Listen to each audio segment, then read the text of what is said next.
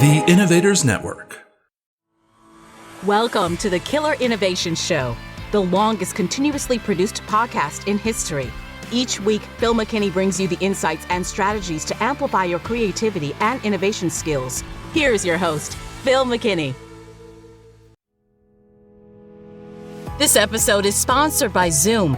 With Zoom, you can streamline your communication, collaboration, and creativity all in one place. Zoom is the market-leading platform that provides video meetings, voice, webinars, and chat across desktops, phones, tablets, and conference room systems. To learn more about Zoom and sign up for your free account, visit killerinnovations.com/Zoom.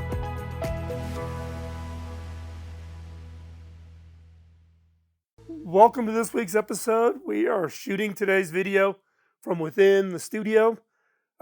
Question I got after the last series of videos that I've been talking about, the redesign and the rebuild of my studio here in Colorado, is there a difference between an innovation studio and an innovation lab? Is there a difference? Some people use those terms interchangeably.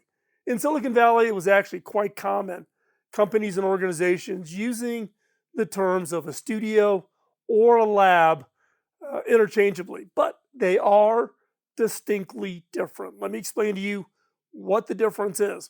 So an example of a lab, some of them that are very prominent, well-known out there, is like the Amazon Lab 126.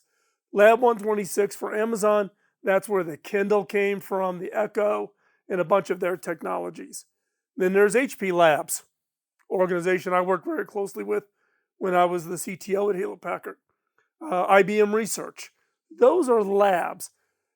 Examples of studios would be like IDEO or Frog Design or Red Design as another example. So, great. Those are some examples. But what really is the difference between a lab and a studio? So let's talk about an innovation studio first. It really is focused on transforming concepts into reality. So we've talked about the FIRE framework. We're talking about at the execution end of the project. You've done the ideation. You've worked out the target of what you want to try to execute on. That's where the studio kicks in. It serves really as the creative ally for your ideas. Its focus is on developing and launching new products, new services with very clear deliverables, whether that's a proof of concept or actually managing and overseeing the process of taking your idea and getting it all the way into manufacturing. It tends to use a design-centric approach. And very good studios that are out there will integrate into your process. So as you go through and you work out what it is that you want to go build, maybe you just don't have the skill sets, or you really want to bring in and really step up the game around the design concepts or the user experience or whatever it is around your products or services, that's where you would go do and engage with an innovation studio. So what's an innovation lab then? An innovation lab dives into uncharted territories. Its sole mission is to create breakthroughs. It really paves way for total industry redefinitions. It's I hate the term, but an out of the box thinking, and it really prides itself on being a safe space for experimenting. It's not tied to a specific product or service. Labs don't have specific targets of creating a product or service. That's a studio. A lab, it's out there pushing really the far end of the boundary. It operates really independently from the business objectives. It's really around deep exploration. Now, true labs, what I would call innovation labs, the vast majority of them are tied directly to the organization, like an HP Labs or an IBM Research. It's tied to an industry. There's industry labs that are out there. Academic research performed at universities and colleges around the world, or governments, like Sandia Lab or Lawrence Livermore Lab for the federal government. That's a lab. Now, let's take a look and compare these. An innovation studio really excels in design and product creation. They can do everything from creating a product concept to delivering you a finished product. Now, studios can range from being very, very small operations up to medium size. They rarely become really, really large. Think of them as an extension of your organization. And they tend to be anywhere from 2 people up to maybe 100 or 200 people, but they don't become really, really large organizations. Innovation labs, they excel at that experimentation and exploration.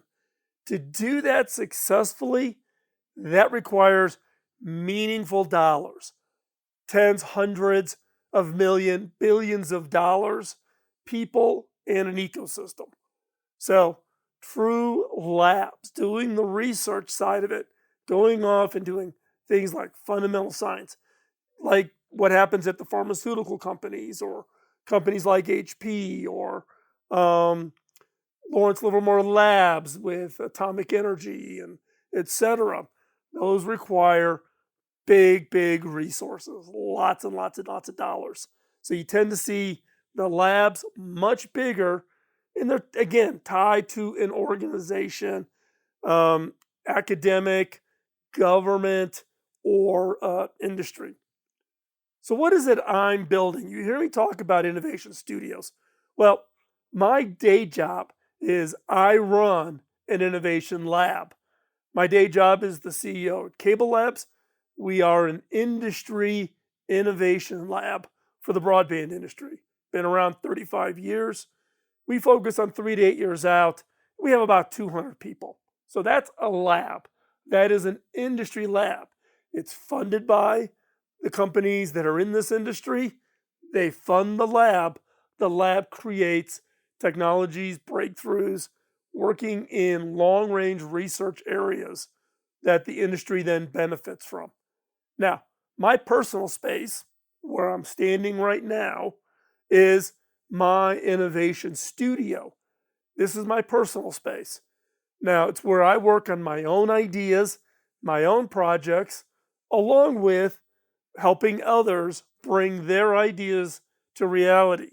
It's also a space where, as I am working on my own projects, I record them and I share that with you so that you can learn how to work on your own ideas and take those ideas and turn them into real products, real services. So back to my day job, Cable Labs, we build no products, we sell no services. That is not our mission. We are a lab. Studio, you build to put it in customers' hands, to make it real. And so this is my studio. I'm in the process of rebuilding it. I built it originally 8 years ago. This is where the podcast and the YouTube videos have been recording, for the last decade or so. It's going through a complete redesign, re-teched out with new technologies, new capabilities. I'm going to take you on that journey now, and so you can see what I'm going to do, but also more importantly, why I'm doing it and the decisions I'm making as I'm building out the studio. But hopefully today's show answers your question on what is the difference between an innovation studio and an innovation lab. And they are distinctly different. So think about maybe your career if you're into innovation. Do you want to work in an innovation studio or do you want to be at an innovation lab? And understanding both is critically important. Language is important, and I get so frustrated with companies and organizations that think they can interchange an innovation studio and an innovation lab. So hopefully this was helpful. Let me know. Pop some questions down in the comments. Also, don't forget to subscribe so that you can keep up and go along with this journey as we completely redesign, rebuild this 1,200 square foot innovation studio here in Colorado so that you can see everything we do, all the technologies we use, all the products and capabilities that we're planning to build into the space. This is a journey that's going to take some time. So stay with us, go with us, and I look forward to your comments, your questions, and your suggestions. If there's things you think I should put into the studio, put them in the comments below. And again, please subscribe, follow along, but we'll talk to you real soon. Bye-bye. Podcasting nonstop since 2005, this has been the Killer Innovation Show on the Innovators Network. This show is distributed by the Innovators Network. For more information and other great shows and content, visit theinnovators.network.